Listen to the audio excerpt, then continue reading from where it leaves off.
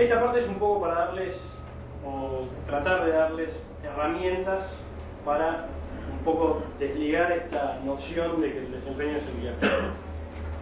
Por el lado de Intel, 10 años tratando de exprimir el gigahertz al máximo, en realidad por 10 años de la industria tratando de hacer eso.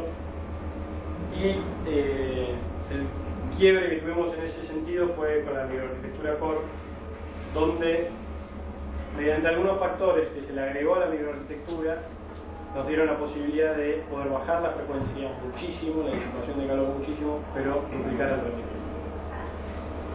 ¿Qué pasa con los gigahertz? Esta es una tabla que tiene de este lado la frecuencia, de aquel lado el puntaje de un benchmark que se llama Sysmark, y tiene esta raya que es la frecuencia en gigahertz, el salto que se hizo en frecuencia.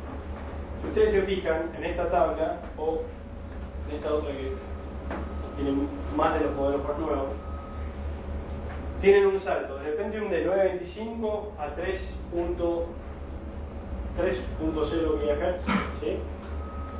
A 1.6 con el 2140, pero seguimos subiendo en la escala de rendimiento, ¿sí? Los saltos de gigahertz en ese sentido no fueron lo necesario. ¿Por qué? Porque a partir de Pentium 3 o Pentium 4 cambiamos la arquitectura del procesador, o sea, cómo piensa el procesador, cómo, cuánto ancho de banda tiene y cómo maneja su ciclo de reloj, ¿sí? Lo que tenemos es, si nosotros agarramos un procesador a una frecuencia X, ¿sí? Sea, no sé, 2 GHz, 3 GHz o la frecuencia que elijan, lo overclockeamos, ¿sí? Esta es la contra que tiene el overclocking. Cuando ustedes suben la frecuencia un 20%, o sea que sube el consumo de eléctrico, la disipación de calor, etc., todo sube un 20%, no es lineal con la ganancia de rendimiento que tenemos, que solamente es un 13%. O sea, si yo subo un 20%, tengo que ganar como mínimo un 20%. En el caso de overclocking no se da. En el caso de bajarle la frecuencia del procesador pasa exactamente lo mismo, ¿sí? Se pierde un 20% de todo y un 13% de rendimiento. En el caso de núcleos, así como se vería en el administrador de tareas de Windows, sí es lineal, ¿sí? Por cada núcleo que agregamos se gana entre un 70 y un 80% de rendimiento, comparativamente. O sea, si tengo 5 core, dual core, 3 núcleos y 4 núcleos, van a ir ganando un 70% de rendimiento de familia a familia, ¿sí? Entonces, en ese sentido, sí es lineal agregar núcleos. Acá tenemos U6600, E6700 y Pentium D 960.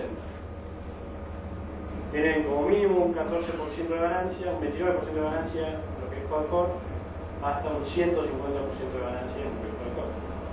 Pero ahí sí es mucho más abismal la diferencia, porque justamente tenemos quad-core, ¿sí? ¿Qué pasa con el cache? Ustedes saben que cuanto más achicamos el proceso de fabricación, o cuanto más se va mejorando con el correr del tiempo, por eso salen las variaciones de procesadores como las que tenemos ahora, ¿sí? Se va agregando el cache. ¿Por qué? Porque el cache es la única memoria dentro del sistema que es la más rápida, ¿sí? La única que funciona a la misma velocidad que el procesador.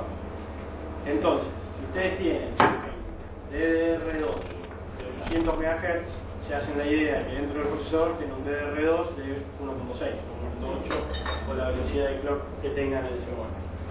Entonces, si nosotros comparamos el 6320 y el 6300, la diferencia que van a tener es entre un 3% y un 48%. Entonces, agregar cache es mucho más lineal que subir la frecuencia, ¿sí?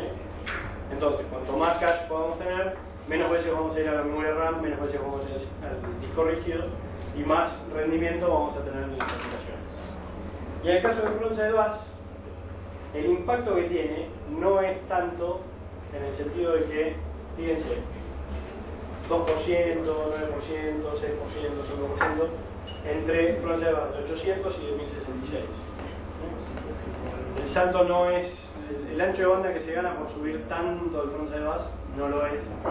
Si tuviésemos el Frontside Bus de 1333, sí verían una diferencia un poco más clara en ese sentido, pero hoy por hoy el Frontside Bus que tenemos no es el cuello de botella de Intel, sino el cuello de botella es más que nada al lado del software, que soporte multicore y que soporte más de, básicamente el Symmetric Multiprocessing, el procesamiento simétrico